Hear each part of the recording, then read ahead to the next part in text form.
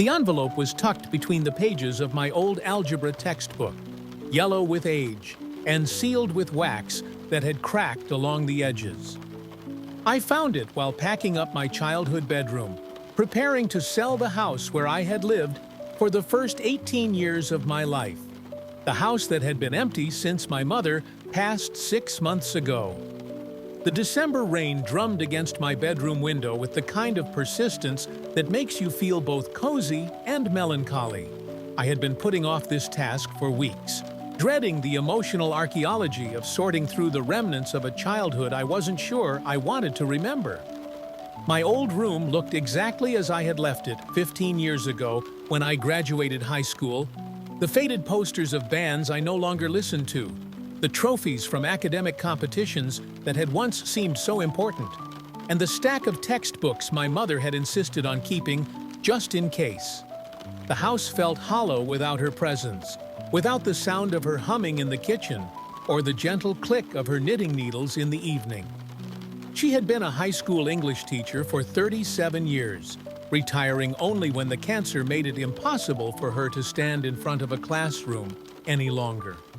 Even then, she had graded papers from her hospital bed, refusing to let her students down, maintaining her fierce dedication to education until the very end. I recognized the handwriting on the envelope immediately, the careful, slanted script that had corrected thousands of essays, written countless recommendation letters, and filled the margins of my own homework with encouraging notes. But this envelope was addressed to someone I had tried not to think about for 15 years. Mr. David Chen, Riverside High School. Mr. Chen, my high school math teacher, the man who had changed the trajectory of my life in ways I was only beginning to understand as an adult. My hands trembled as I turned the envelope over, noting the date written in pencil on the back flap. June 15, 2008. My graduation day. The day I had walked across the stage to receive my diploma. The day I had hugged my teachers goodbye. The day I had promised to keep in touch and then promptly disappeared into college life and never looked back. The day Mr. Chen had submitted his resignation. I remembered the shock that had rippled through our small school when the news broke that summer. David Chen, barely 30 years old, one of the most beloved teachers at Riverside High, was leaving education entirely. No one understood why. He had been Teacher of the Year twice. His students consistently scored the highest on state exams, and he had single-handedly transformed the school's struggling math program into something extraordinary. I had been one of his students. More than that, I had been the angry, defiant kid who had walked into his AP Calculus class junior year with a chip on my shoulder and a firm belief that I was too stupid for advanced mathematics. I was wrong about a lot of things back then, but mostly, I was wrong about myself. The wax seal broke easily under my thumb, as if it had been waiting all these years for the right moment to reveal its secrets. Inside was a single sheet of cream-colored paper covered in my mother's familiar handwriting. I sank onto my old bed, the mattress creaking under my weight, and began to read. Dear David, I am writing this letter on the evening of graduation, sitting in my kitchen with a cup of tea that has long since gone cold, trying to find the words to express something that has been weighing on my heart for months. I know that tomorrow you will clean out your classroom for the final time, that you will pack up the posters and equations and dreams you brought to our hallways, and that we will lose one of the finest educators I have ever had the privilege to work alongside. I know why you're leaving, even though you haven't told anyone the real reason. I know because I've been teaching for 37 years, and in all that time, I have never seen a teacher give as much of themselves to a student as you gave to my son Michael. When Michael came home junior year and told me he was dropping down to regular math because calculus was too hard, I knew something had shifted in him. For years, I had watched my brilliant boy convince himself he was ordinary, had seen him shrink away from challenges because it felt safer to fail at something easy than to risk failing at something that mattered.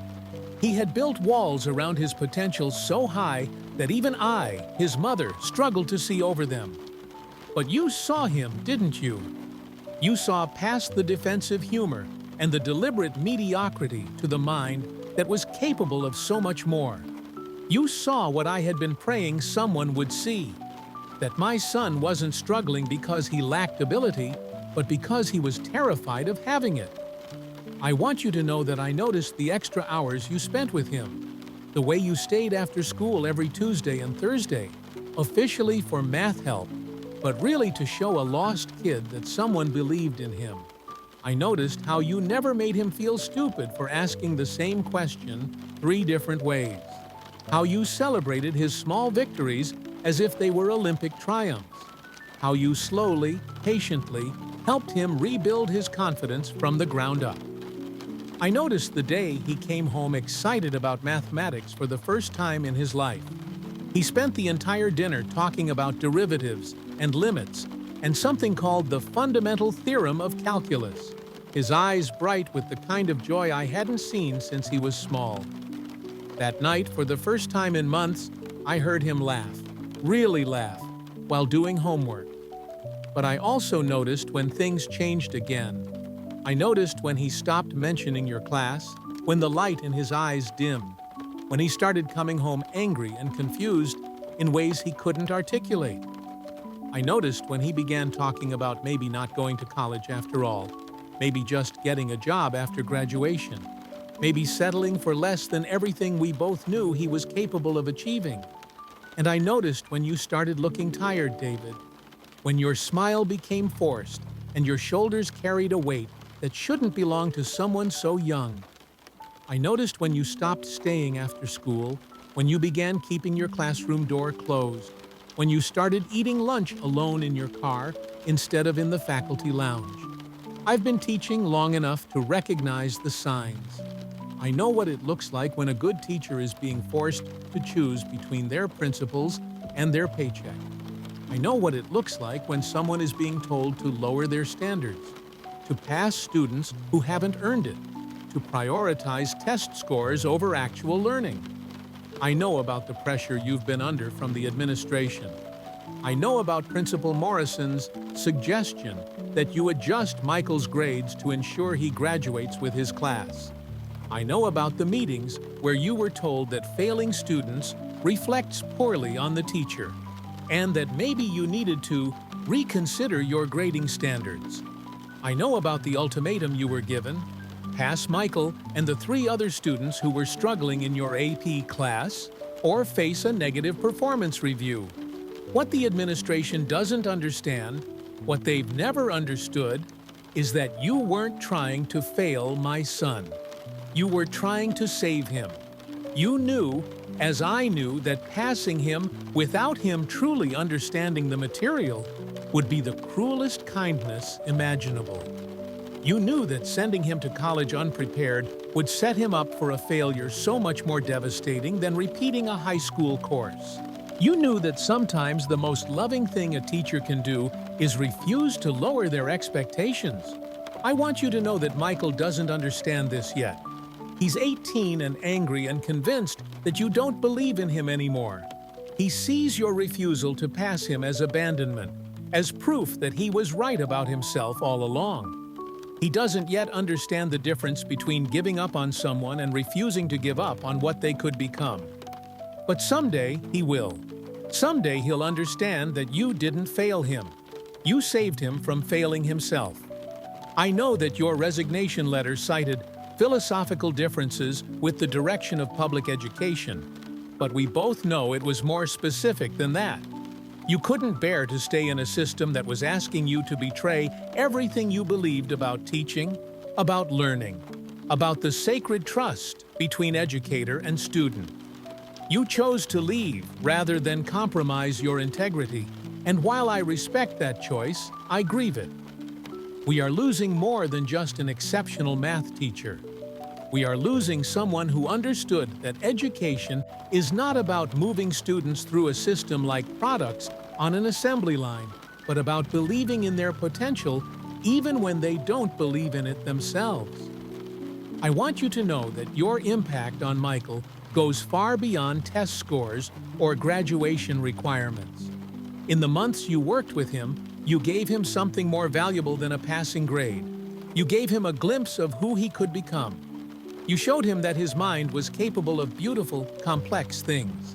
You planted seeds that may lie dormant for now, but will grow when the conditions are right. You also taught him, though he doesn't realize it yet, one of life's most important lessons: that sometimes people believe in us so fiercely that they're willing to be misunderstood rather than enable our small dreams. I know that tonight you're probably questioning whether you made the right choice. I know you're probably wondering if you failed him, if you failed all of us. Let me tell you what I know with the certainty of 37 years in education. You didn't fail anyone. A system failed you, and in leaving, you maintained your integrity while showing all of us what it looks like to stand by your principles even when it costs you everything. Michael will have to repeat calculus over the summer, and I'm grateful for that. He'll have time to truly learn the material, to rebuild his understanding from the foundation up, to discover that struggling with something difficult doesn't mean you're not capable of mastering it. He'll start college in the fall, better prepared and more confident, because you refuse to let him settle for less than his best. And someday, when he's older and wiser and has perhaps faced his own moments of choosing between the easy path and the right path, he'll understand what you did for him. He'll understand that you loved him enough to let him fail temporarily so he could succeed permanently. I hope you know that you made a difference, not just to Michael, but to every student who was lucky enough to sit in your classroom. I hope you know that somewhere out there are kids who believe in themselves because you first believed in them. I hope you know that your legacy isn't measured in test scores or graduation rates, but in the young minds you awakened to their own potential. Wherever you go next, whatever path you choose, I hope you'll remember that teaching is more than a profession. It's a calling. And for the brief time you answered that calling at our school, you answered it with extraordinary grace. Thank you for seeing my son when others would have looked away. Thank you for refusing to give up on him even when it cost you your career. Thank you for showing all of us what real teaching looks like. With profound respect and gratitude, Eleanor Matthews.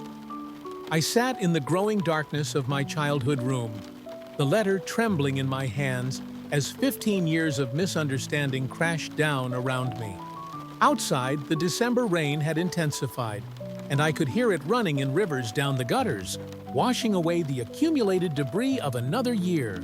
All this time, I had carried the weight of Mr. Chen's disappointment, the shame of being the student who had driven away one of the best teachers our school had ever had.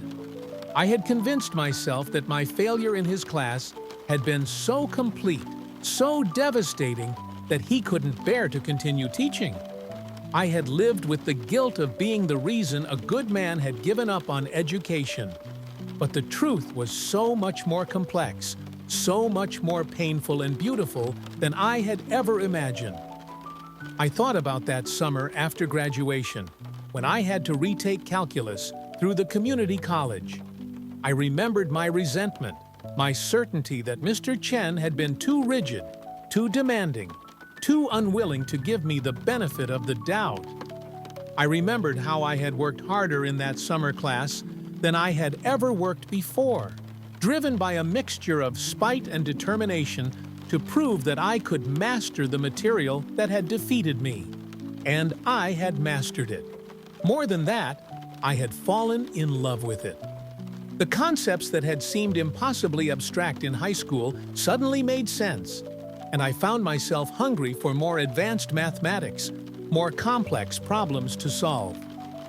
I changed my major from business to engineering, graduated summa cum laude, and went on to earn a PhD in applied mathematics. I was now Dr. Michael Matthews, a professor at the State University, conducting research in computational fluid dynamics and teaching calculus to students who reminded me more and more of my teenage self. Students who were convinced they weren't smart enough, weren't capable enough, weren't worth the effort it would take to truly understand difficult concepts. Students I refused to give up on, even when they gave up on themselves. "You taught me how to teach," I whispered to the empty room, understanding flooding through me like warm light. "You taught me that believing in someone sometimes means disappointing them first."